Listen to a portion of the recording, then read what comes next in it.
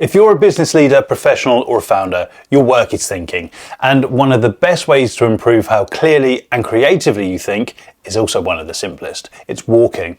And in this video, I'm going to explain why it works, how it works, and exactly how to use it. So I spotted this in myself about 15 years ago. Some working days I was sharp and creative and some I was flat. And I couldn't really figure out why.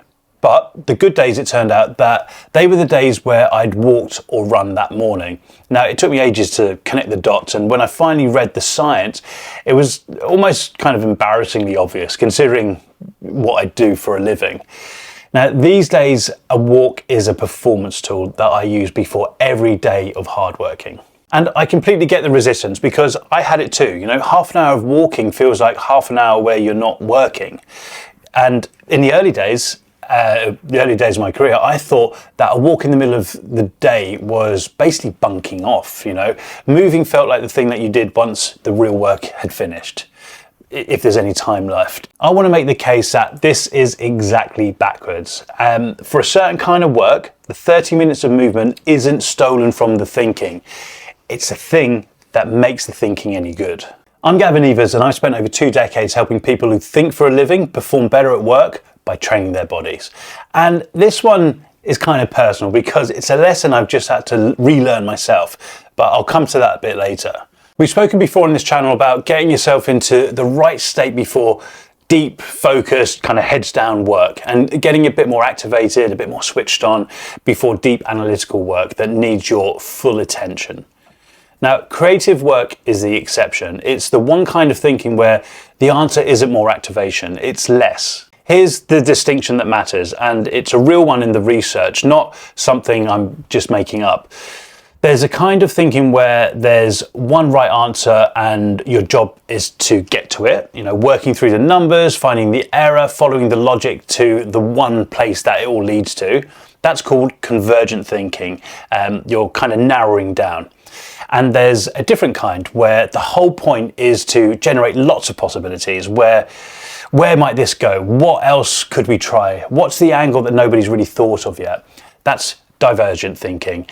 You're opening up. Creative work is divergent thinking, and it turns out that those two different kinds of thinking don't want the same physical state. The clearest piece of evidence on this comes from a study out of Stanford, and I'll put the actual numbers in this week's newsletter so you can see them there properly if you're interested. But the headline is actually really cool. They had people do a classic creativity test, the kind where you're asked to come up with as many uses for an ordinary object as you can. Then they compared how many people did it sitting down versus walking. For around 80% of the people, walking boosted the creative idea generating kind of thinking. And then the single answer convergent kind, well, that barely moved at all. So it wasn't lifting every kind of thinking, it was specifically loosening the divergent side, the exact thing creative work runs on. And there's 2 details in that study that I really like because they tell you how to actually use it. So the first is that it didn't matter whether people walked outside in the fresh air or indoors on a treadmill facing a blank wall. The effect held either way, which means that it was the movement doing the work, not the scenery. Nice views and fresh air are an absolute bonus, and I'll come back to that, but they're not the mechanism. The second is the really useful one. So the creative boost didn't stop the moment people sat back down at their desk. It carried over. They walked, then sat, and the ideas kept coming for a while afterwards. So this isn't only about having your best thoughts mid-walk, it's that the movement primes your brain, and then you carry that state into your work. So that's the whole protocol in one kind of sentence, really. Move first, then do the thinking. As always, guys, I want to be completely honest about the ceiling on this. Even the researcher who ran this study said that they're not claiming that a walk can turn you into a great artist, but it helps in the early ideas flowing stage. You know, it doesn't do the craft for you. The walk can give you more to work with, but it's still up to you to build it. But if your problem is the blank page, the empty document, I just can't seem to get going on this, that early stage is exactly where you're stuck, and that's the stage that the movement helps the most. Now, none of this is new. That's the part I genuinely love about all of this. We understand it a lot more because of huge advances in brain scanning technology and our better understanding of neuroscience, but people have intuitively known this forever. Charles Darwin is an example I always use. When working out the theory of evolution, he built himself a gravel path in the grounds of his house, and he called it his thinking path. Now, he walked it every single day, morning and afternoon, looping round and round, and he'd stack little pile of stones at the start and then kick one away each time he passed. So a really hard problem became, in his head, a 3-stone problem, or a 4-stone problem, or a 5-stone problem. Darwin's son even said that the walks were where his dad did his best thinking. Now, he obviously didn't have the Stanford study. He just noticed that the ideas came when his feet were moving. And it's not just Charles Darwin. Once you start looking, you can find examples everywhere. So Beethoven, he took a long walk through the woods every day with a pencil and paper, and he would write the musical ideas that he had whilst he was out. Charles Dickens walked the streets of London for miles and miles at night, and he actually said that if he couldn't walk, he wouldn't have written what he wrote.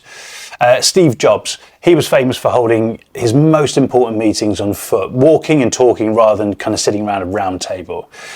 You know, different centuries, different work entirely, you know, a composer, a novelist, a tech founder, a naturalist, all of them landed in the same answer without comparing any notes or understanding the neuroscience. When the thinking got hard and needed to open up, they moved. Now, I'm getting quite highbrow here, but the philosopher Nietzsche put it more bluntly than the other guys, saying, all truly great thoughts are conceived whilst walking. And he said that in 1889, and it took us until 2014 to prove him right in that Stanford study I mentioned earlier. So let me get to the personal bit that I mentioned earlier, because this is where the whole thing became real for me again, rather than just something that I teach. Now, I spent the last few years developing and fine-tuning a cognitive performance strength and fitness program for my FitMind clients and for me. And I've absolutely been loving it. You know, strength, fitness, mobility, all that good stuff. But to be honest with you, when life gets busy, the first thing I drop is the easy cardio, you know, the zone 2, the steady, unglamorous, low intensity stuff. It's always the first thing I leave out because it feels the most skippable. Now, I know better than most what it does, and I still end up skipping it myself. Then a few weeks ago, I got a place in next year's London Marathon, and honestly, I wasn't expecting to get in. I've applied every year for about 10 years, and I never get a place apart from once when I got in through a charity about 4 years ago. So I applied this time genuinely expecting the same thing, but then I got the email a few weeks ago saying that I'm in. Now, when I ran London a few years ago, it was during COVID, and that was a completely different time. You know, I wasn't traveling into work, I wasn't seeing patients, I had lots more time on my hands. And now I remember clearly how good that running made me feel, how much sharper I was, and then normal life kind of came back, didn't it? And the running quietly took a back seat. Same story as a lot of people, I suppose. But honestly, getting this place next year's marathon was the kick up the bum I needed, something to force the easy cardio back into my week, whether I fancy doing it or not. As I say, I found out a few weeks ago, and in that time, I've run about 5 or 6 times. Now, I'm aiming for a couple of runs a week on top of my strength and mobility training. Nothing dramatic, one short run of about 5Ks and one longer run, about 12Ks, and I'll nudge that up a little bit each week. Now, I already feel a massive real difference, and I don't want to oversell it, so let me be a bit more precise about what I actually notice, because it's more interesting than just running is good for you. On the short run days, the kind of 5K days, the difference in my head is obvious. My mood is up, my energy is up, I'm more creative, more interested in things, more up for the day in general, really. Now, those runs sit right in the kind of easy, low intensity band, the exact same band that the Stanford study I mentioned earlier is really pointing to. And I feel it in my thinking the same day. And the long run is very different. You know, I get back from 12, 15Ks, and honestly, I'm a bit wrecked, you know. That afternoon, I'm not fizzing with ideas. I'm ready to sit down and chill out for a bit. But here's the thing. That night, I sleep like a log, and I wake up the next morning with my head genuinely clearer. So the long run pays me back too. It just pays me back like on a different time frame. And that difference between the short run versus the long run is the actual lesson of this episode. It's not run more, it's know what each session is for. This is the thing I keep coming back to with everyone I work with. You don't start with your training and squeeze work around it. You start with your work diary, and then you line up your training to serve it, to make it better. So if Wednesday morning is your big creative block, the proposal, the strategy, the writing, then a short, easy walk or run beforehand isn't a distraction from it. It's the warm-up before it. That's a performance tool used deliberately on purpose.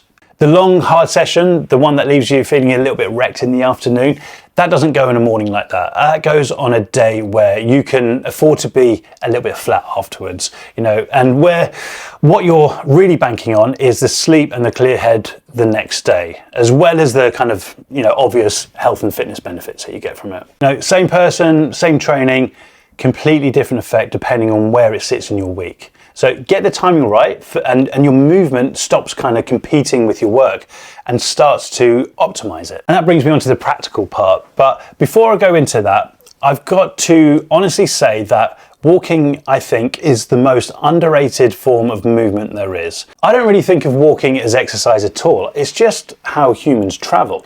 When I'm in London, I walk everywhere. I probably around 20,000 steps a day. And as far as I'm concerned, none of that is part of my training program. It's just transport. It's how I move. And that's exactly why this is so easy to do, because you don't need to kind of carve out a special 30 minutes, like I do for the 5Ks. You just need to walk more of the day that you're already having. Walk part of your commute instead of sitting in all of it.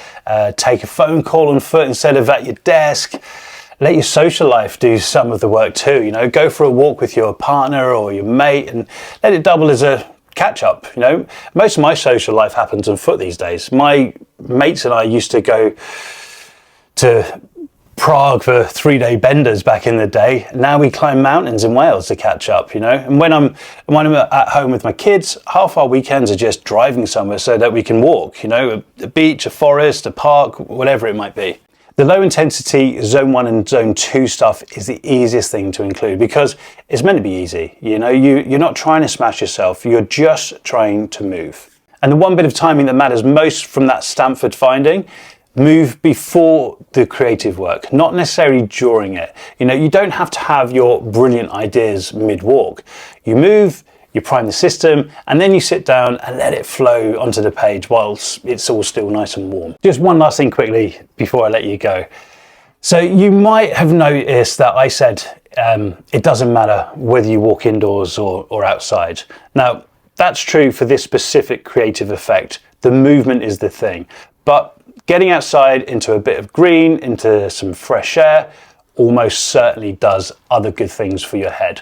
Now, that's a genuinely interesting topic and it deserves its own episode, so I'll do it properly another day rather than trying to cram half of it in here. But for now, just know that if you can take the movement outside, it's definitely a good idea. So the next time you've got hard creative thinking to do and someone suggests that maybe go for a walk first and that voice in your mind pipes up and says, we don't have time for this, ignore it, it's wrong. The half hour of movement isn't the thing stopping you from doing the work. It's the thing that makes the next 2 hours of work actually worth doing. Darwin knew it, Dickens knew it. If you're honest, you probably know it yourself, right? And you just talk yourself out of it by saying you don't have the time. Now, start with your diary. Decide what each bit of movement is for and put the easy stuff before the thinking that needs to open up, the creativity stuff. If you want a clearer picture of how you're moving, sleeping and recovering right now and how that's likely showing up in your work, I put together a free 3-minute assessment that looks at exactly that, and I'll put the link in the description below. And if this was useful, the newsletter is where I go deeper on this every single week, and where this week you'll find some more information about that Stanford chart that I laid out. You can subscribe below for that as well. Have a great day, guys.